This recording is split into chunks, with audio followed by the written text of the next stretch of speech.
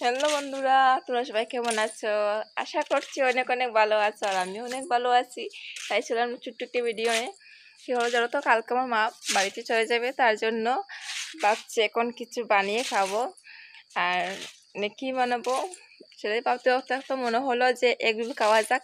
তাই স্যালাড কেটে এসেছি, মানে শসা আর পেঁয়াজ আর কাঁচা লঙ্কা কেটে এসেছি।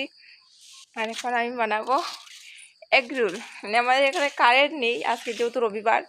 সব থেকে মনে হয় আমার নেই, আমাদের এখানে কারেন্ট নেই। এই যে পুরি অন্ধকার, দেখাচ্ছি তোমাদেরকে।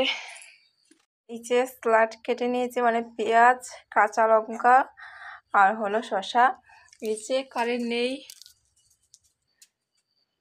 আর এই যে শসা কাঁচা লঙ্কা, আর এই হলো আটা। চলো চলো বানিয়ে চটপট করে।